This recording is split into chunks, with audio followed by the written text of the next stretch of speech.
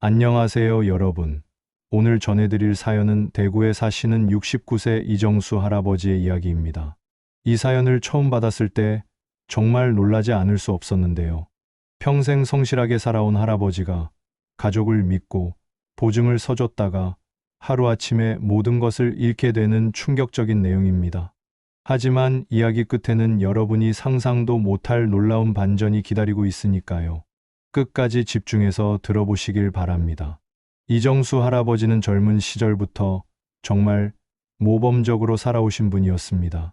공무원으로 30년을 근무하시면서 한 번도 지각이나 결근을 하지 않으셨고 늘 성실하고 정직한 삶을 살아오셨어요.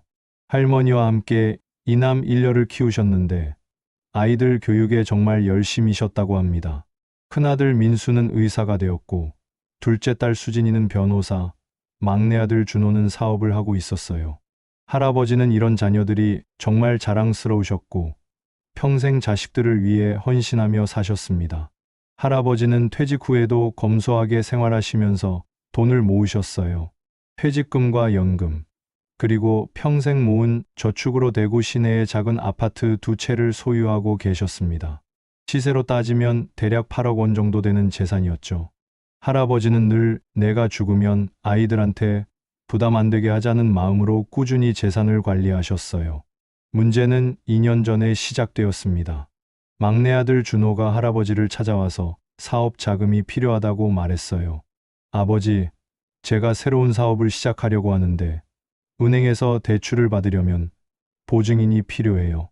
형이랑 누나는 각자 바빠서 안 된다고 하고 아버지밖에 없어요 라고 말했습니다. 준호는 그동안 여러 사업을 하면서 성공도 하고 실패도 했지만 나름대로 열심히 살고 있는 아들이었어요. 할아버지는 처음에는 조금 망설이셨습니다. 보증을 선다는 것이 얼마나 위험한 일인지 잘 알고 계셨거든요. 하지만 준호가 아버지, 이번 사업은 정말 확실해요. 제가 지금까지 쌓은 경험과 인맥을 모두 동원한 사업이에요. 절대 문제 없을 거예요 라고 말하면서 자세한 사업 계획서까지 보여줬어요. 사업 내용은 건설업이었는데 준호가 알고 있는 건설회사와 함께 아파트 건설 프로젝트에 참여하는 것이었습니다. 준호는 아버지, 저는 아버지 아들이에요. 제가 아버지한테 피해를 끼칠 리가 있겠어요? 이 사업이 성공하면 아버지께도 큰 돈을 드릴 수 있어요 라고 말했습니다. 그리고 대출 금액은 3억 원인데 제가 이미 2억 원은 자기 자본으로 투자했어요.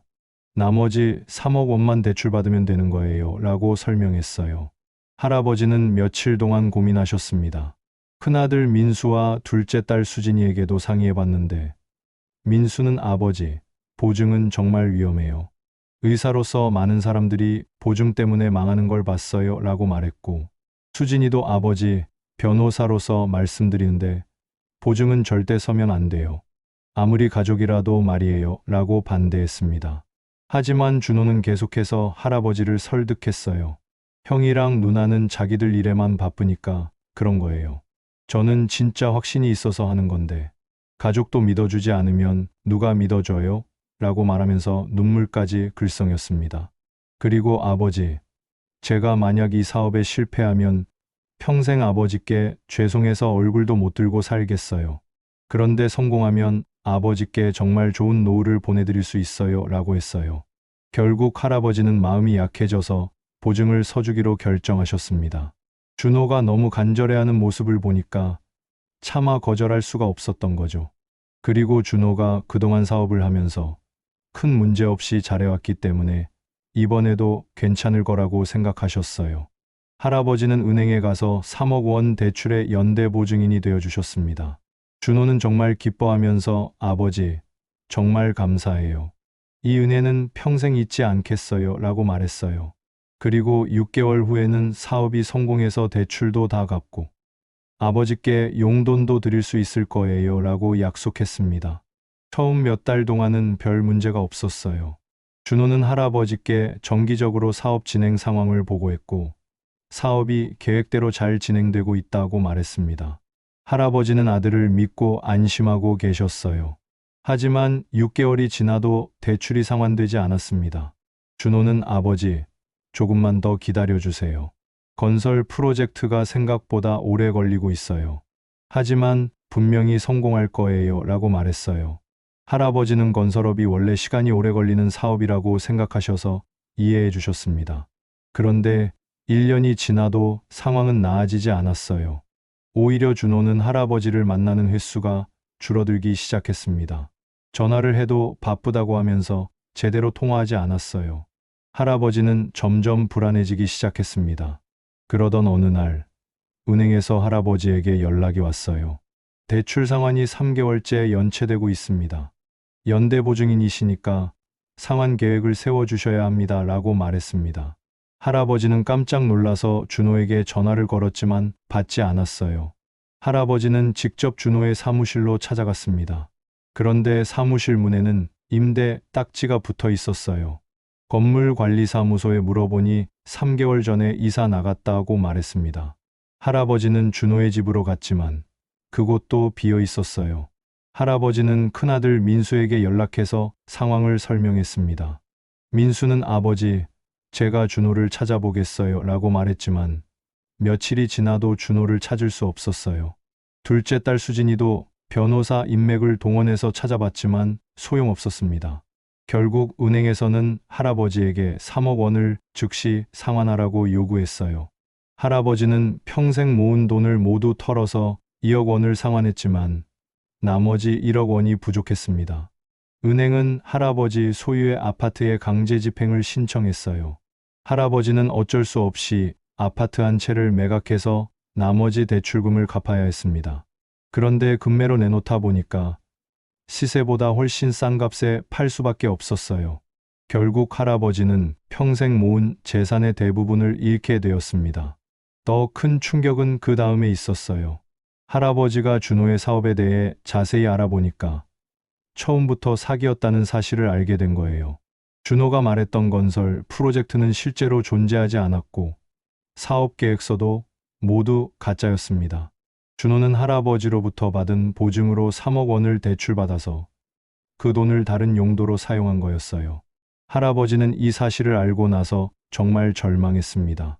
평생 믿고 아껴왔던 막내 아들이 자신을 속이고 재산을 가져간 거였거든요. 할아버지는 내가 어떻게 이런 아들을 키웠을까 하면서 자책하셨어요. 큰아들 민수와 둘째 딸 수진이는 아버지를 위로하면서 우리가 아버지를 모시겠다고 말했지만 할아버지는 자녀들에게 부담을 주기 싫어서 거절하셨어요. 대신 작은 원룸으로 이사해서 기초생활수급자 신청을 하셨습니다. 할아버지는 매일 준호가 언제 나타나서 사과할지 기다렸어요. 하지만 1년이 지나도 준호는 나타나지 않았습니다. 할아버지는 내가 평생 정직하게 살아왔는데 왜 이런 일이 생겼을까 하면서 우울증에 빠지셨어요. 그런데 여러분, 여기서 정말 놀라운 반전이 시작됩니다. 할아버지가 준호로부터 완전히 버림받고 절망에 빠져있던 어느 날, 갑자기 준호가 할아버지 앞에 나타난 거예요. 그런데 준호의 모습이 완전히 달라져 있었어요. 살은 많이 빠져 있었고 얼굴에는 상처가 있었으며 옷도 너덜너덜했습니다. 준호는 할아버지를 보자마자 무릎을 꿇고 눈물을 흘리면서 아버지, 정말 죄송합니다 라고 말했어요. 할아버지는 처음에는 화가 나서 지금 와서 뭐 하자는 거냐고 소리쳤지만 준호의 이야기를 듣고 나서는 완전히 놀라지 않을 수 없었습니다. 준호의 말에 따르면 그는 사실 사기를 당한 피해자였다고 해요. 준호가 믿고 일했던 건설회사 사장이 사실은 전문 사기꾼이었던 거예요. 그 사기꾼은 준호에게 가짜 건설 프로젝트를 보여주면서 이 사업에 투자하면 큰 돈을 벌 수 있다고 속였어요. 준호는 그 말을 믿고 자신의 전 재산 2억 원을 투자했고 추가로 할아버지의 보증을 받아서 3억 원을 더 투자했던 거예요. 그런데 사기꾼은 돈을 받자마자 사라져 버렸고 준호는 하루아침에 모든 것을 잃게 되었어요. 더 충격적인 건 그 사기꾼이 준호뿐만 아니라 다른 많은 사람들까지 속였다는 사실이었어요. 준호는 다른 피해자들과 함께 사기꾼을 찾아다녔지만 그 과정에서 사기꾼과 연결된 조직폭력배들에게 위협을 받았다고 해요. 준호는 아버지, 저도 아버지만큼 절망했어요. 제가 아버지를 망하게 했다는 생각에 정말 죽고 싶었어요. 그래서 할아버지 앞에 나타날 수가 없었어요 라고 말했습니다. 그리고 하지만 포기할 수 없었어요. 아버지께 갚아드려야 할 돈이 있으니까요 라고 했어요. 준호는 그 1년 동안 정말 악착같이 일했다고 해요. 공사장에서 막노동도 하고 택배 배송도 하고 밤에는 대리운전까지 했어요. 하루에 18시간씩 일하면서 번 돈을 모두 모았다고 합니다. 그리고 마침내 3억 원을 마련했다는 거예요. 준호는 할아버지에게 봉투 하나를 내밀었어요. 그 안에는 3억 원이 들어 있었습니다. 아버지, 이게 제가 1년 동안 모은 돈이에요. 아버지께서 제 보증 때문에 이루신 돈 3억 원을 다시 드리려고 해요 라고 말했어요. 할아버지는 그 돈을 보고 정말 놀랐어요. 준호가 정말 1년 동안 이렇게 고생하면서 돈을 모았다는 사실을 믿을 수 없었거든요. 하지만 준호의 손을 보니까 정말 거칠게 되어 있었고 얼굴도 1년 전과는 완전히 달라져 있었어요. 준호는 아버지, 저는 처음에 정말 좋은 사업이라고 생각했어요. 아버지를 속이려고 한 게 아니라 진짜 성공해서 아버지께 효도하려고 했던 거예요. 하지만 제가 너무 어리석었어요. 아버지께 이런 피해를 끼쳐서 정말 죄송해요 라고 말하면서 계속 눈물을 흘렸어요. 할아버지도 눈물이 났어요. 준호가 자신을 일부러 속인 게 아니라 함께 사기를 당한 피해자였다는 걸 알게 되었거든요. 그리고 준호가 1년 동안 이렇게 고생하면서 돈을 마련했다는 사실에 감동받으셨어요. 하지만 여기서 또 다른 반전이 있었어요. 할아버지는 준호가 가져온 3억 원을 받지 않으셨어요. 대신 이렇게 말씀하셨어요. 준호야, 내가 이렇게 고생해서 번 돈을 내가 어떻게 받니? 이 돈은 내가 새로운 시작을 하는데 써라. 준호는 아버지, 안 돼요. 이 돈은 아버지 것이에요. 제가 아버지께 끼친 피해를 갚는 거예요 라고 말했지만 할아버지는 단호하게 거절하셨어요. 준호야, 내가 1년 동안 이렇게 고생한 것만으로도 아버지는 충분히 위로받았다. 내가 정말 나쁜 아들이었다면 이렇게 돌아오지 않았을 거야. 그리고 할아버지는 더 놀라운 이야기를 해주셨어요. 사실 아버지도 내가 사라진 후에 많은 생각을 했다. 그리고 깨달은 게 있어. 돈은 다시 벌 수 있지만 가족은 다시 만들 수 없다는 거야. 아버지가 돈을 잃은 건 아깝지만 너를 잃을 뻔한 게 더 무서웠다.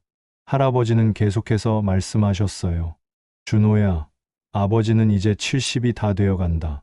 돈이 많아봐야 얼마나 더 쓰겠니? 그보다는 내가 이 돈으로 다시 일어서서 행복하게 사는 게 아버지한테는 더 큰 기쁨이야. 준호는 할아버지의 말을 듣고 더욱 눈물을 흘렸어요. 아버지, 제가 정말 못된 아들이었어요. 아버지께서 이렇게 너그럽게 용서해 주시는데 제가 어떻게 이 돈을 가질 수 있어요? 라고 말했습니다. 하지만 할아버지는 준호야, 내가 정말 아버지한테 효도하고 싶다면 이 돈을 받아라. 그리고 다시는 이런 일이 생기지 않도록 조심해서 살아라. 그게 아버지가 원하는 거야 라고 말씀하셨어요. 결국 준호는 할아버지의 뜻에 따라 그 돈을 받았어요. 하지만 준호는 아버지, 저는 이 돈의 절반은 아버지께 드리고 싶어요. 아버지도 다시 좋은 곳으로 이사하시고 편안하게 사세요 라고 말했습니다. 할아버지도 결국 준호의 간청을 받아들여서 1억 5천만 원씩 나누어 가지기로 했어요. 할아버지는 그 돈으로 조금 더 좋은 곳으로 이사하셨고 준호는 나머지 돈으로 작은 음식점을 차려서 새로운 시작을 했어요. 더 놀라운 건 그 다음에 일어난 일이에요. 준호가 운영하는 음식점이 입소문이 나면서 정말 잘 되기 시작한 거예요. 준호는 1년 동안 고생하면서 배운 것들을 음식점 운영에 활용했고 특히 고객 서비스에 정말 신경을 많이 썼어요. 그 결과 단골 손님들이 늘어났고 매출도 계속 증가했습니다. 준호는 음식점이 안정되자 할아버지께 매달 용돈을 드리기 시작했어요. 그리고 아버지, 제가 이제 정말 제대로 효도하겠어요 라고 말씀드렸죠. 할아버지는 이런 준호의 모습을 보면서 정말 기뻐하셨어요. 큰아들 민수와 둘째 딸 수진이도 처음에는 준호를 원망했지만 준호가 1년 동안 고생한 이야기를 듣고 나서는 다시 화해했어요. 특히 수진이는 변호사로서 준호가 당한 사기 사건을 도와주기도 했습니다. 지금 이정수 할아버지는 준호네 음식점을 자주 찾아가셔서 손님들과 이야기도 나누시고 가끔은 음식점 일도 도와주신다고 해요. 할아버지는 내가 평생 살면서 가장 큰 교훈을 얻었다고 말씀하세요. 돈보다 소중한 건 가족이고 실수는 누구나 할 수 있지만 그 실수를 만회하려는 마음이 더 중요하다는 걸 깨달았다고 하시더라고요. 준호도 이제는 완전히 다른 사람이 되었어요. 예전에는 조금 경솔한 면이 있었는데 이번 일을 겪고 나서는 정말 신중하고 책임감 있는 사람이 되었습니다. 특히 할아버지께 대한 효심이 각별해서 할아버지가 원하시는 건 뭐든지 해드리려고 노력한다고 해요. 할아버지는 편지 마지막에 이렇게 써주셨어요. 처음에는 준호 때문에 모든 것을 잃었다고 생각했는데 지금 생각해보니 오히려 더 소중한 것을 얻었다. 진짜 가족의 의미를 깨달았고 준호도 성숙한 사람으로 변했다. 물론 돈을 잃은 건 아쉽지만 그보다 더 큰 것을 얻었다고 생각한다고 말이에요. 그리고 다른 분들도 보증을 설 때는 정말 신중하게 결정하시길 바란다. 하지만 가족이 실수했을 때는 너무 성급하게 포기하지 말고 끝까지 기다려보는 것도 필요하다는 조언도 해주셨어요. 정말 놀라운 반전이 아닌가요? 처음에는 막내 아들이 아버지를 속이고 돈을 가져간 나쁜 이야기인 줄 알았는데 알고 보니 둘 다 사기의 피해자였고 결국에는 가족의 소중함을 깨닫고 더 가까워지는 감동적인 이야기였어요. 특히 준호가 1년 동안 악착같이 일해서 아버지께 돈을 갚으려고 했던 마음이 정말 감동적이었습니다. 이 이야기를 통해서 우리는 몇 가지 교훈을 얻을 수 있을 것 같아요. 첫째, 보증은 정말 신중하게 결정해야 한다는 것. 아무리 가족이라도 보증을 설 때는 충분히 검토해 봐야 해요. 둘째, 가족이 실수했을 때 너무 성급하게 관계를 끊지 말고 진실을 파악해 보는 것도 필요하다는 것. 셋째, 돈보다 가족이 더 소중하다는 것을 잊지 말아야 한다는 것입니다. 이정수 할아버지와 준호 아들처럼 힘든 시간을 겪더라도 서로를 이해하고 용서하는 마음이 있다면 더 단단한 가족이 될 수 있을 것 같아요. 준호도 이번 일을 통해서 정말 많이 성장했고 할아버지도 가족의 진정한 의미를 깨달으셨으니까 결과적으로는 모든 게 잘된 셈이죠. 오늘의 사연은 여기서 마무리하겠습니다. 끝까지 들어주셔서 정말 감사하고요. 이 이야기가 여러분에게도 의미 있는 시간이 되었으면 좋겠습니다. 앞으로도 더 좋은 사연들로 찾아뵙겠으니까 구독과 좋아요 버튼 꾹 눌러주시고 댓글로 여러분의 생각도 들려주세요. 그럼 다음 영상에서 또 만나요. 안녕히 계세요.